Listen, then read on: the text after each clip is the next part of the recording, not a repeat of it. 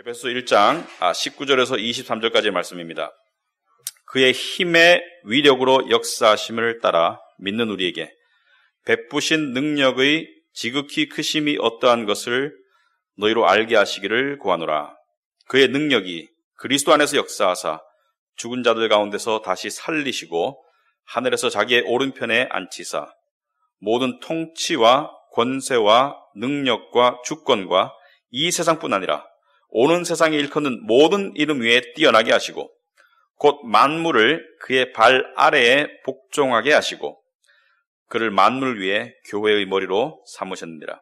교회는 그의 몸이니 만물 안에서 만물을 충만하게 하시는 이의 충만함이니라. 아멘. 앉으시기 바랍니다. 기도하겠습니다. 하나님 아버지, 위대하신 하나님께서 당신의 피조물들에게 놀라우신 계획을 세우시고 또 그 계획을 우리에게 알려주셨으며 예수님을 통해서 실행하셨고,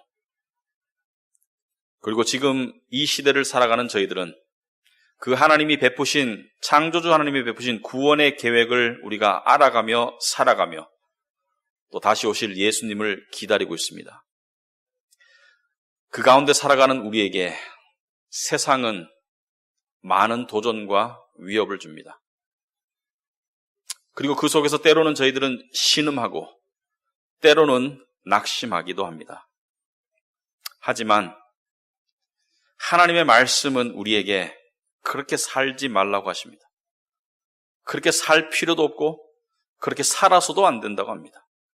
오늘 그 말씀을 들려주시옵소서. 예수님 이름으로 기도합나이다. 아멘. 여러분, 오늘 우리 본문에는 두 가지의 키워드가 있습니다. 핵심 단어가 19절에 보시면 그의 힘이라는 말이 나옵니다. 그의 힘의 위력으로 역사하심을 따라 이렇게 나옵니다. 믿는 우리에게 베푸신 능력이라고 나와요. 힘이나 능력이나 비슷한 말입니다. 능력의 지극히 크심이 어떠한 것을 너희로 알게 하시기를 구하노라. 그 다음에 20절에 그의 능력이, 힘이 그리스도 안에서 역사하사 죽은 자들 가운데서 다시 살리셨다. 그래서 제가 첫 번째 보고자 하는 두 가지 키워드는 힘과 죽음입니다. 힘과 죽음. 여러분, 힘이 뭡니까? 힘을 어떤 분야에서 정의하느냐에 따라 가지고 힘에 대한 정의가 달라지겠죠. 그래서 물리학에서 힘이란 일정한 시간 속에서 소비되는 에너지의 양을 힘이라고 그러겠죠. 하지만 우리가 말하고자 하는 힘은 그런 과학적인 힘이 아니라 우리가 말하고자 하는 힘은 세상 속에서, 인간 사회 속에서 인간이 서로 주고받는 힘을 이야기합니다. 그래서 우리는 세상에서 힘 또는 능력이라는 단어를 많이 사용하고, 그리고 우리 모두는 힘을 원해요. 왜냐하면 힘이란, 긍정적인 면에서 힘이 무엇입니까? 능력이. 힘과 능력은 자기가 하고 싶은 일을 할 수 있는 무언가요? 자기가 하고 싶은 일을 할 수 있는, 자기 원하는 대로 할 수 있는 그 능력을 힘이라고 합니다. 그래서 사람들은 힘을 원해요. 그런데 힘은 힘 자체만으로 주어지진 않습니다. 여러분이 능력과 힘을 원하잖아요. 그러면 능력과 힘 자체만을 가질 수는 없어요. 왜냐하면 힘과 능력은 항상 어떤 수단을 통해서 주어지는 것이지, 어떤 매개체를 통해서 주어지는 것이지, 힘과 능력만 주어지진 않습니다. 예를 들어서 힘과 능력은 돈이라는 통로를 통해서 주어질 수 있습니다. 돈의 힘이 막강하죠. 요즘 세상에서. 그죠? 인정하고 싶진 않지만 돈이 있으면 할 수 있는 일을 많이 할 수 있어요. 돈이 있으면 심지어 사람도 자기 마음대로 조종할 수 있어요. 돈이 있으면 자기를 마음껏 자기 원하는 대로 포장할 수 있습니다. 그래서 돈이라는 매개체를 통해서 힘이 주어지는 것이지 힘 자체만을 얻을 수는 없습니다. 힘은 항상 통로를 통해서 주어지는 것이죠. 돈 말고 뭐가 있습니까? 권력. 권력도 상당한 힘이죠. 또는 외모, 또는 남에게 인정받는 것. 인정받는다는 것은 무엇입니까? 남에게 나의 존재를 각인시킬 수 있는 능력이에요. 그래서 대표적으로 사람들이 원하는 것은 돈과 인정을 원합니다. 돈을 가지고 힘을 얻고 인정을 가지고 남에게 자기 존재를 각인시키기 위해서, 그러니까 자기를 남에게 영향력 있게 비추고 또 영향력 있게 살아가기 위해서 우리는 소위 성공을 원합니다. 성공은 대부분 돈과 인정이 함께 주어지는 것이죠.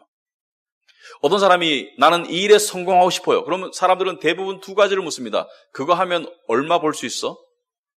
또는 그거 하면 누가 인정해줘? 근데 예를 들어서 제가 이 나이에 해변에서 모래로 성을 막 쌓으면서 나는 이 모래성을 쌓는데 성공할 거야. 그럼 사람들이 보면 좀 약간 이상하게 보겠죠. 왜냐하면 그거 해가지고 뭐 생기는 게 뭔데? 어떤 게 생기는데? 그죠? 성공이라는 개념은 항상 힘과 연결되어 있어요. 힘을 얻을 수 있는 확실한 길이 성공입니다. 그래서 사람들은 돈을 많이 추구하고 권력을 추구하고 인정을 추구하겠죠. 다 이해가 되시죠? 그렇다면 세상에서 가장 힘센 게 뭡니까? 그러니까 세상에서 가장 커다란 힘을 주는 통로가 무엇입니까? 여러분에게 묻는 것이 아니고 세상에서 일반적으로 가장 힘이 센 게 무엇입니까? 그것은요 굉장히 쉽습니다. 왜냐하면 매스컴에서 가장 많이 언급하고 정치인들이 가장 많이 이야기하는 그 주제가 세상에서 가장 힘이 센 거예요. 그렇다면 답은 나왔죠. 세상은 무엇을 가장 많이 이야기합니까? 돈과 경제. 정치인들이 이 표를 얻기 위해서 가장 많이 사용하는 화법, 단어, 그게 뭡니까? 경제를 살리겠다, 잘 살게 해주겠다. 왜 그렇습니까? 사람들이 그만큼 원하기 때문에. 그러니까 이 세상에서는 돈과 이 경제, 돈의 힘이 최고의 가치인 것처럼 살아가요. 마치 사람들은 돈 없으면은 그냥 세상이 끝날 것 같은 그런 절박함을 느낍니다. 그래서 돈이 없으면 우울해지고요. 돈이 없으면 소망도 가지기 불가능하다고 생각하고요. 심지어 빚 때문에 자살하는 사람들도 많아요. 그리고 오늘날 요즘 사회에서 돈의 힘은 너무나 막강합니다. 돈 없으면 공부도 못 시켜요. 돈이 있어야 결혼도 할 수 있대요. 돈 없이 감히 자식 낳을 수 없대요. 돈 없으면 노후도 불안하답니다. 그래서 모든 것이 돈이에요. 그렇지 않습니까? 그런데 아무리 돈의 힘이 막강하더라도 여러분 돈의 힘이 셉니다. 그런데 아무리 돈의 힘이 막강하더라도 세상에서 제일 힘이 센 건 돈이 아닙니다. 그럼 뭘까요? 무슨 힘이 제일 셀까? 이 세상에서 가장 힘이 센 건 뭘까? 이 세상에서 어떤 힘이 모든 힘을 다 제압할 수 있을까? 이 세상에서 어떤 힘 앞에 모든 사람은 다 굴복할 수밖에 없을까? 여러분 돈의 힘이 아무리 세더라도 돈을 안 사랑하는 사람은 여러분 같은 사람은 굴복하지 않을 수도 있습니다. 난 돈을 다발로 갖다 줘도 눈 하나 깜짝 안 해. 이렇게 굴복하지 않을 수도 있어요. 그러나 이 세상에서 굴복하지 않을 수 없는 힘이 있습니다. 그건 돈의 힘이 아니에요. 그건 바로 죽음의 힘입니다. 여러분 죽음의 힘은요 세상 모든 힘을 능가합니다. 죽음의 힘은요 어떤 존재의 힘만을 빼앗아가는 게 아니에요. 그 존재 자체를 망가뜨려요. 죽음의 힘은요 세상 모든 것을 세상 모두를 무의미하게 무가치하게 그리고 아무것도 아닌 존재로 만들 수가 있습니다. 무서운 거예요. 여러분 죽음의 힘이 나에게 다가올 때 돈, 권력, 인기, 자존심 아무것도 소용없습니다. 그런데 왜 우리는 죽음의 힘이 그렇게 강한 줄 모르고 살아갈까? 인정하긴 할 거예요, 머리로. 그렇지만 그걸 왜 실제적으로 느끼지를 못할까? 왜냐하면 말이죠. 죽음의 힘 앞에 갔던 사람들의 증언을 들어본 적이 없기 때문이에요. 왜냐하면 죽음은 평생 한 번 오는 것인데 그것을 체험한 사람은 그 체험을 나눌 수가 없어요. 왜? 죽었기 때문에. 여러분 죽고 난 다음에 죽음을 맞닥뜨렸던 사람들이 상세하게 자기의 체험을 이야기하는 것을 들을 기회는 거의 없습니다. 그렇기 때문에 우리는 죽음의 힘에 대해서 잘 모르고요. 그 두려움을 잘 모를 뿐 아니라 사실 알고 싶지가 않아요. 왜냐하면 죽음에 대해서 생각할수록 살고 싶은 마음이 줄어들기 때문에. 그럼 저는 왜 지금 죽음의 이야기를 하는가? 아까 제가 키워드가 돈과 죽음이라고 했습니다. 저는 여러분을 무섭게 만들기 위해서 죽음의 이야기를 하는 것이 아닙니다. 제가 죽음의 이야기를 하는 이유는 죽음의 힘, 죽음의 공포를 모르잖아요. 그러면 부활의 기쁨을 옳게 알 수가 없습니다. 죽음의 힘과 죽음의 공포를 모르면 부활이 어떤 건지를 몰라요. 우리가 부활이 좋은 것이다, 부활은 기적이다, 부활은 예수님께서 3일 만에 하신 것이지, 그 정도 인정하고 있지만 부활을 향해서 와! 부활! 이렇게 하지 않는 이유는요, 죽음을 모르기 때문입니다. 여러분, 예수님의 제자들은요, 우리가 똑같은 사람들이었어요. 두려움을 가지고 살았고, 그리고 죽음의 힘을 너무나 두려웠기 때문에 예수님이 십자가에 달려가셨을 때 제자들이 다 어떻게 했습니까? 다 도망갔어요.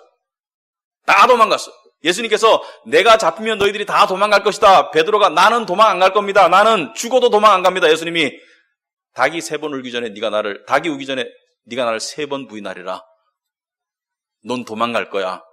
죽음의 힘 앞에서 소용없어.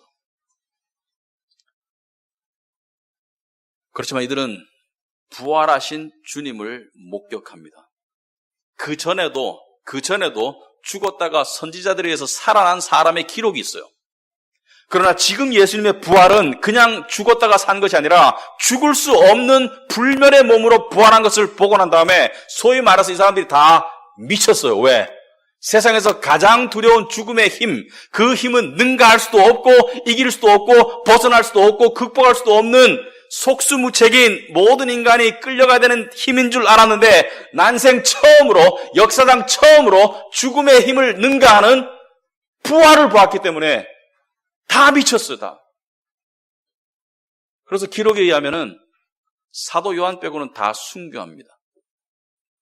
사도 요한은 요한계시록을 쓰기 위해서 하나님께서 순교 못하도록 만드셨지만 베드로는 십자가에 달릴 때 나는 똑바로 매달지 말고 거꾸로 매달려달라고 했어요. 왜?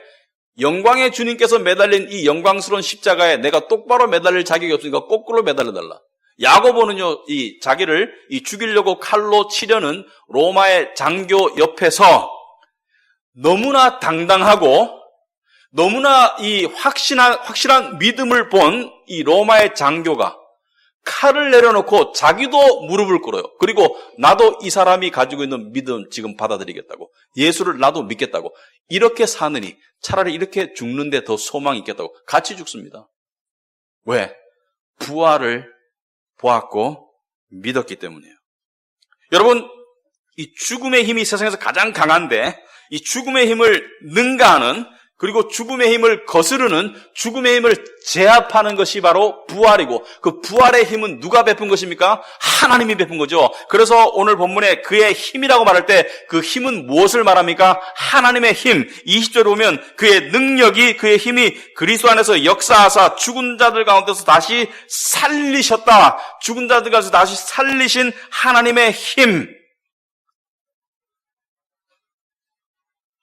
그런데 오늘 우리 설교의 화두는 이것입니다. 19절에 그의 힘의 위력으로 역사하심을 따라 믿는 우리에게 베푸신 능력의 지극히 크심. 굉장히 많이 복잡합니다. 그러나 자세히 보면 쉬워요. 무슨 말이냐면 죽음을 능가하시는 하나님의 측량할 수 없이 크신 능력이 우리 믿는 사람을 향해서 향하고 있다. 이게 무슨 뜻이냐 이게. 죽음을 능가하시는 하나님의 측량할 수 없는 크신 힘이 우리 믿는 사람을 향하고 있다. 이게 무슨 뜻이냐는 거예요. 여러분, 성경을 그냥 읽으면 하루에 몇 장이라도 읽을 수 있지만 정확하게 뜻을 알려면 하루에 한 절도 읽기 어려운 게 성경입니다. 너무 오묘해서. 어떻게 시작해야 될지를 모르겠어요. 이거 설명을. 자, 먼저 이렇게 한번 시작해 봅시다. 여러분, 가정해 봅시다. 성경 속에서 예수님처럼 불멸의 몸으로 부활한 것은 아니지만 선지자나 사도에 의해서 죽었다가 살아난 사람들이 있습니까? 없습니까? 기록이 있죠. 구약에도 있고 신약에도 있어요. 예를 들어 신약에 베드로가 이 도르가라는 여제자를 사도행전 9장에 보면 죽은 여제자를 살려냅니다. 물론 다시 죽어요. 부활의 몸은 아니기 때문에. 하지만 죽었다가 다시 살려요. 그리고 또 바울은요, 어떤 이 예배당에서 설교를 하는데, 밤새도록 설교하는데, 이 밤에 청년이 창틀에 앉아서 설교를 듣다가 꾸벅꾸벅 졸다가 떨어져 죽습니다. 사도행전 20장쯤에 나오는 이야기거든요. 그런데 그 죽은 유두고라는 청년을 바울이 살립니다. 그러니까 기적이죠. 죽은 사람을 살렸으니까 기적 아닙니까? 안진뱅이를 일으킨 것도 기적이지만 죽은 사람을 살렸으니까 엄청난 기적인데, 물론 부활의 몸은 아니지만 살렸어요. 그러면 왜 살릴 수 있었을까? 왜 살릴 수 있었을까, 이들은? 바로 그 안에 뭐가 있었어요? 죽음을 능가하시는 하나님의 측량할 수 없는 크신 능력이 그들을 향했기 때문에, 그들 안에 있기 때문에 바로 성령을 말하는 거예요. 성령의 능력, 성령의 초자연적인 역사. 그러니까 하나님의 파워, 하나님의 능력이 그 안에 내주하기 때문에, 성령이 있기 때문에 죽은 자들도 살릴 수 있는 힘이 있습니까? 없습니까? 있어요. 그런데 그러면 우리도 성령의 내주하심이 있는 우리 성도들도 죽은 사람을 살릴 수 있는가? 여러분, 예수 믿는 여러분, 제가 물어봅시다. 여러분, 죽은 사람을 살릴 수 있는 능력이 있습니까? 없습니까?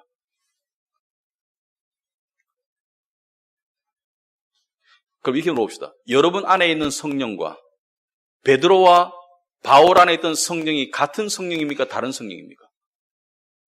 같은 성령이라면 여러분 안에도 능력이 있습니까? 없습니까? 죽은 사람을 살릴 수 있는 능력이 있습니까? 없습니까? 있죠. 단지 사용하는 법을 몰라요. 왜? 성경이 쓰여지지 않은 초대교회에서 하나님께서는 사도들을 향해서, 사도들을 통해서 초자연적인 역사를 통해서 말씀을 증거하셨지만, 이제 성경이 쓰여졌기 때문에 초자연적인 역사가 없어서 그렇지, 우리 안에도 분명히 죽은 사람을 살릴 능력이 있습니다. 성령은 같은 성령이에요. 우리 안에 계신 성령이 누구의 능력입니까? 하나님의 영이고 하나님의 능력이기 때문에 우리도 죽은 사람을 살릴 수 있는데 사용할 줄 모르는 거예요. 사실은요, 성령은요, 죽은 사람을 다 살릴 수 있습니다. 여러분, 예수님이 요한복음 11장에서 나사로야 나와라, 나사로야 나와라, 거기 무덤에서 나와라, 그냥 무덤에서 나와라 말 안 하고 나사로야 나와라 그래서, 왜 나사로야 나와라 그랬겠습니까? 왜냐하면 그냥 나오라 했으면 다 나왔어. 죽은 사람 다 기어 나왔어. 나사로만 나오라 그래서 나사로만 나온 거지, 그냥 말했으면 다 기어 나왔어요. 왜? 하나님의 능력은 무한하기 때문에. 아멘? 아멘 안 하네. 나만 흥분했네. 자, 웃을 이야기가 아니고요. 그 능력이 우리 안에 내주하지만 사용이 허락이 안 된 거예요. 자, 그렇다면 하나님은 이 크신 능력으로 우리에게 어떻게 베푸시고 있는가? 앞에 19절에 이 하나님의 크신 능력이 우리를 향하고 있다, 우리에게 베풀어졌다, 믿는 자들에게 베풀어졌다, 어떻게 구체적으로 그렇게 하시는가? 자, 첫째는 하나님께서 그 능력으로 그리스도를 20절에 오시면 죽은 자들 가운데 살리시고 다시 하늘에서 자기의 오른편에 앉히시고 그리스도를 21절에 모든 통치와 권세와 능력과 주권과 이 세상뿐 아니라 오는 세상에 일컫는 모든 이름 위에 뛰어나게 하셨다. 자, 먼저 하나님께서는 그리스도를, 당신의 아들 예수 그리스도, 우리의 구원자를 모든 통치와 권세와 능력과 주권, 그러니까 가장 커다란 권세와 힘을 주시고 모든 이름 위에 뛰어나게 하셨다. 왕 중의 왕으로 만드셨다는 거예요. 그리스도를. 그리고 어떻게 하셨습니까? 22절에 이 대목이 중요합니다. 또 만물을 그의 발 아래 복종하게 하셨다. 무슨 말이냐면 만물 위에 군림하도록 하셨다. 만물을 다스리도록 하셨다. 그를 만물 위에 교회의 머리로 삼으셨다. 교회는 그럼 그리스도의 뭡니까? 몸통이 되죠. 그리스도가 머리면 교회는 몸뚱아리가 되죠. 몸통. 그래서 우리가 교회를 주님의 몸된 교회라고 말하는 것이죠. 자, 그런데 여기서 한 가지 궁금한 게 있습니다. 그냥 그리스도를 교회의 머리로 삼으셨다라고 하지 않고 여기는 특별히 그리스도를 만물 위에 교회의 머리로 삼으셨다. 그냥 교회의 머리가 아니라 만물 위에 교회의 머리를 삼으셨다. 이게 무슨 뜻인가? 이건 영어 성경을 통해서 풀어보면 이런 뜻입니다. 교회를 위하여, 하나님께서 교회를 위하여 그리스도를 만물의 우두머리로 삼으셨다는 거예요. 만물의 우두머리라는 것은 만물을 자기 마음대로 움직이고 절대 주권을 가지고 절대 통치권을 가지고 있다는 것이고, 그 통치권을 무엇을 위해 사용하신다고요? 교회를 위해서 사용하신다. 아멘. 여러분, 교회가 뭡니까? 교회가 건물입니까? 조직입니까? 교회는 거듭난 하나님의 성도들의 모임이죠. 그러니까 거듭난 하나님의 성도들의 유익을 위해서 그리스도는 모든 만물을 사용하신다. 그렇다면 왜 하나님께서 그리스도는 모든 그리스도인들이 다 부자가 되게 안 해주시는가?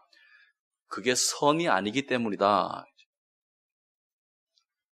이걸 깨달은 사도 바울이 이렇게 고백하고 있습니다. 로마서 28장 28절에 우리가 알거니와 하나님을 사랑하는 자 곧 그의 뜻대로 부르심을 입은 자들에게는 모든 것이 합력하여 선을 이룬다. 우리가 알거니와 하나님을 사랑하는 자 곧 그의 뜻대로 부르심을 입은 자들, 성도, 교회를 말하죠. 모든 것이 합력하여 선을 이룬다. 그리스도는 당신의 무한한 능력과 지혜를 가지고 모든 것을 통제하시면서 그 모든 것이 당신의 교회의 선이 되도록, 궁극적으로는 선이 되도록 만드신다. 일시적으로는 실패일 수 있고, 일시적으로는 고난일 수 있고, 일시적으로는 불행일 수 있지만 모든 것이 합력하여 선을 이루도록 하신다. 그 말씀이죠. 자, 이것을 좀 더 이해하기 위해서 이 모든 것을 통제하시고 당신의 무한한 능력을 교회를 위해서 베푸신다는 하나님의 역사가 어떻게 일어나느냐? 우리가 두 가지 관점에서 바라봐야 됩니다. 하나는 거시적인 관점에서, macro perspective, 거시적인 관점에서. 하나는 micro perspective, 미시적인 관점에서 봐야 됩니다. 큰 그림으로 한번 봐야 됩니다. 거시적인 관점에서. 거시적인 관점에서 그럼 어떻게 하는 것이냐? 자, 주님은 당신의 교회가 이 큰 그림 속에서, 역사 속에서 탄생한 교회가 하나님의 교회로서 이 땅에서 존재하면서 진리를 가지고 세상과 싸우다가 그리고 마침내 천국에 들어가는 종착역까지 완전히 안전하게 도달하도록 역사하세요.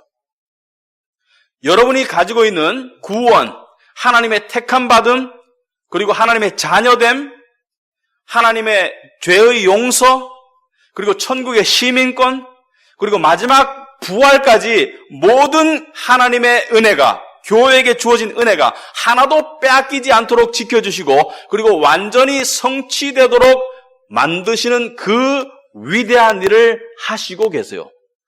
그런데 문제는 그게 우리 눈에 보입니까? 아니면 느껴집니까? 안 보이고 안 느껴지잖아요. 믿음으로 믿을 수는 있겠는데 보이지 않고 느껴지지 않으니까 세상이 어떻게 해요? 까불어요. 이걸 모르니까 세상이 최고인 줄 알아. 돈이 최고인 줄 알고 권력이 최고인 줄 알고 하나님 알기를 우습게 알아요. 안 보이니까. 하나님의 거대한 역사가 안 보이니까.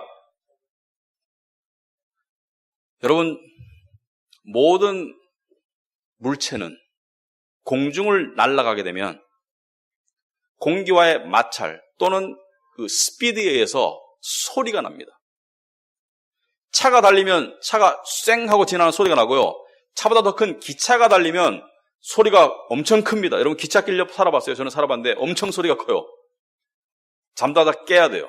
그리고 모든 물체는 빠른 속도로 달리면서 이 사람이 빨려갈 수 있는 그런 어떤 그 흔들릴 수 있는 그런 어떤 그 이 파장을 만듭니다. 공기의 파장을. 그래서 기차가 지나가면 소리만 나는 것이 아니라 집이 흔들거려요. 비행기, 여러분 비행기 옆에 날아갈 때 고막 찢어질 것 같습니다. 그래서 비행기 활주로 옆에 있으면 조심해야 돼요. 왜? 비행기라는 거대한 물체가 하늘을 빠른 속도로 날아가잖아요. 기차보다 10배 빠른 속도로 날아가기 때문에 굉음이 나서 고막이 찢어질 것 같은데 이상한 게 지구라는 이 어마어마한 물체가 공전과 자전을 하고 있거든요. 공전과 자전을. 태양계를 1년에 한 바퀴를 돌아요. 그 거대한 거리를, 궤도를. 그리고 매일 한 바퀴씩 자전합니다. 엄청나게 빠른 속도로. 매일 한 바퀴씩 자전해요. 여러분 비행기 타고 한국에서 지구를 한 바퀴 돌아서 한국 오는데 얼마나 걸리는지 모르겠어요. 비행기 속도보다 더 빠를 겁니다. 매일 자전합니다. 이 엄청난 지구라는 덩어리가 매일 자전하면서 핑핑핑핑 돌아가면서 그리고 매일 빠른 속도로 태양계 주위를 공전하고 있는데 왜 우리는 못 느끼죠? 왜 못 느끼나요? 이상하지 않습니까? 우리가 어지러워야 되는데 지금 엄청나게 빠르게 지금 돌아가기 때문에 우리가 어지럽고 막 토할 것 같고 아니면 우리가 찌그러져 죽어야 되는데 왜 안 그렇죠? 왜 가만히 있죠? 왜 그렇습니까? 왜 그러냐면요. 하나님의 창조의 원리 중에 너무 큰 것들은 우리의 오감이 잡아내질 못합니다. 그 엄청난 굉음과 스피드를 우리의 오감이 잡아내지를 못해요. 마찬가지로 하나님의 이 구원의 거대한 역사를 우리가 잡아내지를 못합니다. 하지만 우리가 그것을 믿을 수 있는 거예요. 왜? 말씀을 통해서 믿을 수 있는 것이죠. 이 거시적인 관점에서 바라보는 하나님의 은혜, 하나님께서 우리를 택하셨고 구원하시고 양자 삼으시고 죄를 용서하시고 그리고 우리를 지탱하시고 우리를 천국까지 완전히 끌고 가실 것이고 하나도 잃어버리지 않고 다 구원할 것이다. 이 거시적인 관점에서 바라보는 하나님의 구원의 역사를 믿는 자는 행복하고 평강할 수 있는 이유가 있습니다. 세상에 돈은 그걸 줄 수가 없어요.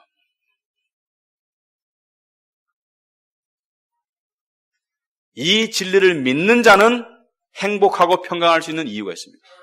조나단 에드워드가 기독교인의 행복이라는 설교에서 이렇게 말했어요. 우리 기독교인은 행복할 수 있는 3가지 이유가 있다. 첫째는 모든 안 좋은 것들은 다 좋은 것이 될 것이다. 모든 것이 합력하여 선을 이루는 하나님께서 모든 안 좋은 것을 다 좋은 것으로 만드셨다. 둘째는 뭐예요? 우리에게 주어진 모든 좋은 것들 중에 빼앗길 수 있는 것은 하나도 없어요. 그리스도 안에서 주어진 에베소 1장에서 말하는 하나님의 택하심 빼앗아갈 수 없습니다. 하나님의 양자 삼으심, 그 양자의 권리 빼앗길 수 없습니다. 죄의 용서하심 상실할 수 없어요. 천국 시민권 박탈당할 수 없습니다. 우리에게 주어진 모든 신령한 복들 중에 하나도 우리가 빼앗길 수 없어요. 왜? 그리스도의 그 강력한 힘이 우리의 그 모든 복이 우리를 떠나지 않도록 지키고 있기 때문에. 그리고 조나단 에드워드는 3번째 이유는 여러분이 그리스도인이라면 여러분에게 아직 가장 좋은 일은 일어나지 않았지만 반드시 일어날 것이다. 무엇입니까? 천국에서의 영화가 기다리고 있다. 이걸 믿는 사람은 세상의 고난 속에서도 지탱할 수 있고 행복할 수가 있어요. 두 번째로, 그렇다면 미시적인 관점에서, 작은 관점에서. 여러분 종종 이런 생각합니까? 세상의 위대한 사람들은요, 위대한 일에만 관심을 가질 수밖에 없어요. 왜냐하면 위대한 일에 관심을 가지니까 위대해지는 것이고, 위대한 사람도 시간과 에너지가 한정되니까 한정된 시간으로 위대한 일에만 관심을 가지는 것이죠. 예를 들어서 여러분이 높은 사람, 대통령을 만나고 싶다고 연락을 해보세요. 안 만나줍니다. 왜냐하면 그 사람들이 만나는 사람은 자기 레벨에 맞는 위대한 사람만 만나고 다니지 일반 사람들 만나지 않습니다.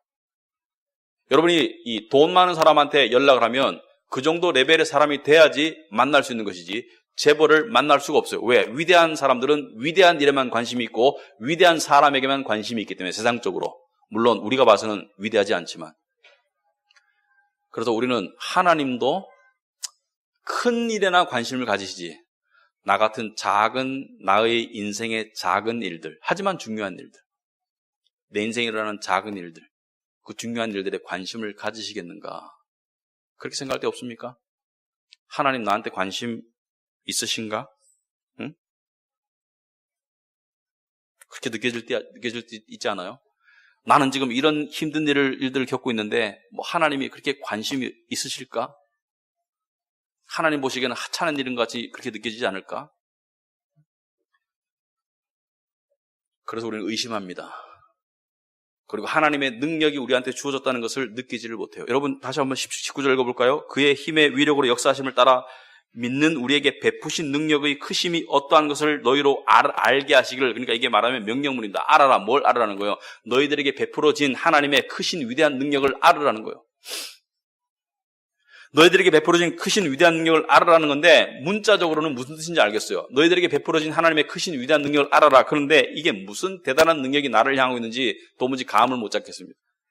여러분 설교하는 사람이 가장 정말 환장할 때가 있어요. 뭐냐면 읽고 문자적으로는 알겠는데 감흥이 없어. 감흥이 없으면 설교할 수가 없는 거예요. 감흥이 없이 설교하면 나도 감흥을 못 받는데 누가 감흥을 받겠어요? 기도했습니다. 하나님, 이걸 깨닫게 해주십시오. 이게 무슨 뜻입니까? 문자적으로가 아니라 내 마음으로 가슴으로 깨닫게 해달라고 기도했는데 하나님께서 눈을 열어주셨어요. 뭐냐면은 여기 보시면 자세히 읽어보시면 이렇게 나와 있습니다. 19절에 그의 힘의 위력으로 역사하심을 따라 그렇게 느끼는 우리에게 베푸신 능력이 아니라 그의 힘의 위력으로 역사하심을 따라 믿는 우리에게 베푸신 능력이다. 여러분, 우리는 왜 못 믿습니까? 왜냐하면 그렇게 느낌이 안 오기 때문에 못 믿는데 하나님께서 뭐예요? 느낌이 아니라 먼저 믿어라. 네가 못 믿는 것은 느낌 따라 믿으려고 하기 때문이지, 네가 못 믿는 것은 내 말씀 따라 믿는 것이 아니라 네 느낌과 네 생각 따라 의심 따라 하기 때문에 못 믿는 것이지, 내 말씀을 먼저 믿어라. 느낌을 거부하고 믿어라.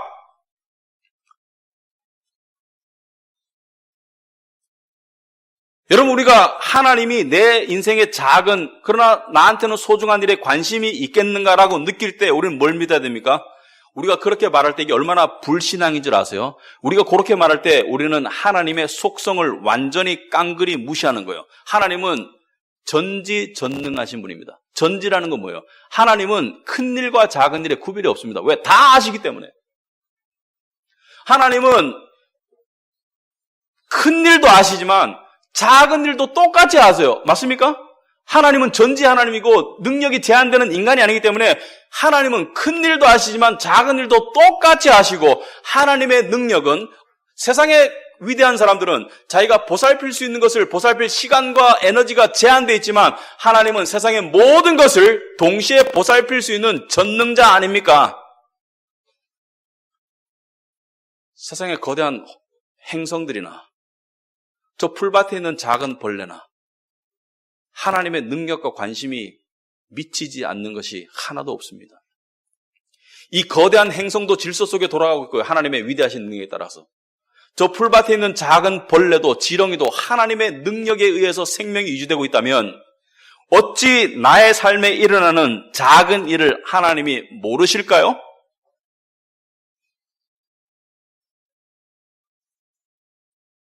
우리는 못 느끼니까 믿을 수 없다라고 핑계하지만 하나님은 안 믿으니까 못 느낀다는 거예요. 느낌에 믿음이 따라가는 것이 아니라 믿고 난 다음에 느낌이 따라오는 거예요. 여러분, 아브라함과 사라가 이삭을 낳기 전에 이삭을 낳을 것이라고 느꼈을까요? 못 느꼈을까요? 전혀 못 느꼈습니다. 성경 읽어보면 전혀 못 느꼈어요. 왜? 어떻게 나요? 생리가 끊겼는데 전혀 못 느꼈지만 하나님의 약속의 말씀은 뭐예요? 아들을 낳을 것이다. 아들을 낳을 것을 믿고 아들을 낳게 되니까 뭐예요? 기쁜 느낌이 따라오는 것입니다.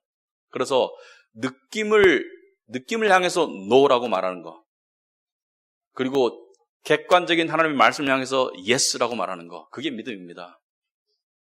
여러분, 주일날 어떤 때 아침에 이렇게 비가 오고 하면은 그냥 이불 뒤집어 쓰고 있고 싶죠. 느낌은 그냥 좀 더 자고 싶어. 시계가 11시를 가르치도 시계를 그냥 거꾸로 돌려놓고 싶죠. 느낌은. 그런데 뭐예요? 믿음은 뭐예요? 오는 거예요. 오면 느낌도 따라옵니다. 만약에 곧되고 순간적인 느낌에 속아서 그렇게 이불 뒤집어 쓰고 누워있었다면 오후에 느낌이 아주 안 좋을 겁니다. 맞지 않습니까? 그러나 그 느낌을 물리치고 믿음으로 순종하면 오후의 느낌이 어때요? 뿌듯해요. 왜? 하나님의 은혜가 임한 예배를 드리기 때문에 뿌듯한 것이죠. 여러분, 우리는요, 저 이럴 때 많습니다. 저도 그렇습니다. 솔직히 목사인 저도 살다 보면 별의별 일 다 있어요.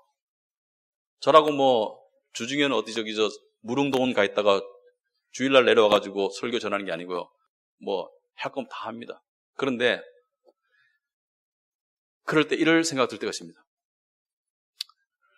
하나님은 내가 이렇게 힘들어하는 거 아시나? 하나님은 내가 이렇게 힘든 거, 갈등하는 거 아시나? 좀 도와주시면 안 되나?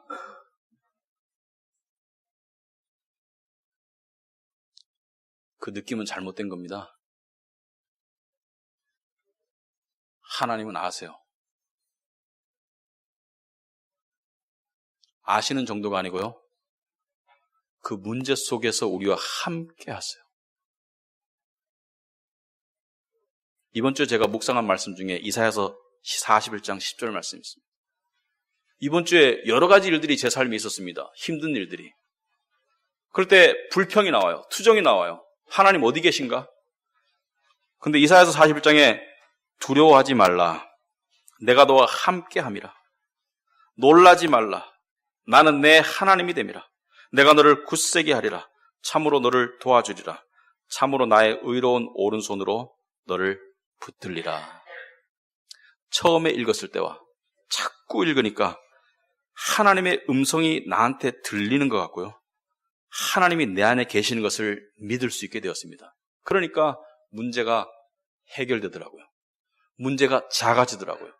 문제가 그만큼 힘들게 여겨지지가 않더라고요. 여러분, 하나님은, 여러분이 예수를 믿는다면 성령의 인치심이 있잖아요. 성령의 인치심이 뭡니까? 하나님의 내주하심이지 않습니까? 함께 하심이지 않습니까? 여러분, 믿어야 됩니다. 믿으면 느낌도 따라와요. 그렇지만 느낌을 쫓아 살면 안 됩니다. 느낌은 강해요. 하지만 진리로 느낌을, 감정을 이기고 살다 보면, 느낌에 의해 살면 사람이 이렇게 됩니다. 그러나 믿음에 의해 살면 사람이 이렇게 돼요. 여러분, 이런 삶을 원합니까? 아니죠. 평강은 이런 삶이겠죠. 그리고 평강은 점점 이런 삶이겠죠. 하늘로 올라가는 삶. 여러분 생각해 봅시다. 마지막으로. 여러분에게 이런 존재가 있다고 생각해 봅시다. 어떤 사람인데 되게 능력이 있어요. 되게 능력이 있어요. 그리고 여러분을 되게 좋아해. 그래서 여러분을 위해서 그 능력을 언제라도 쓰고 싶어 해. 그럼 어떻게 하겠습니까? 여러분 문제가 있을 때 찾아가지 않을까요? 사정을 이야기하지 않을까요? 도와달라고 하지 않을까요? 하나님은 여러분 어떤 분이라고 생각하십니까? 능력자가 맞습니까? 여러분을 사랑하는 분이 맞습니까? 하나님이 능력자이고 사랑하시는 하나님이라면 안 찾을 이유가 있습니까?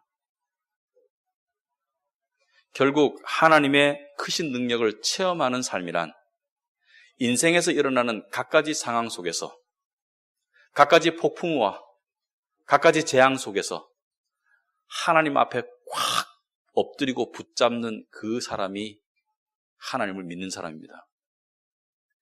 그 문제가 있을 때 하나님께 매달리는 거예요. 그리고 그 재앙이 지나갈 동안 하나님 안에 숨겠다는 거예요. 그리고 그 짐이 무거울 때 하나님 져달라고 하나님께 드리는 거예요. 그게 믿음이에요. 사실요, 지나고 보면 우리가 알든지 모르든지 간에 하나님은 우리의 짐을 지셨어요. 우리의 짐을 함께 지시고 계십니다. 시편 68편 19절에 날마다 우리 짐을 지시는 주 곧 우리의 구원이신 하나님을 찬송할지로다. 날마다 우리 짐을 지시는 분이 하나님인데 이것을 여러분이 체험하려면 어떻게 됩니까? 날마다 하나님을 찾기 바랍니다. 날마다 인생의 순간 속에서, 고난 속에서 하나님을 찾기 바랍니다. 혼자 쓰러지지 말고요. 혼자 끙끙 앓지 말고요. 하나님을 찾기 바랍니다. 그럴 때 하나님의 크신 능력이 여러분을 향해서 역사하시는 것을 여러분이 알 수가 있습니다. 하나님은 너무 크셔서 때때로 우리의 레이더에 잡히지 않지만 그 너무 크신 하나님이 우리와 같은 인간이 되시고 너무 다정다감하셔서 우리와 교감할 수 있는 분입니다. 기도하겠습니다.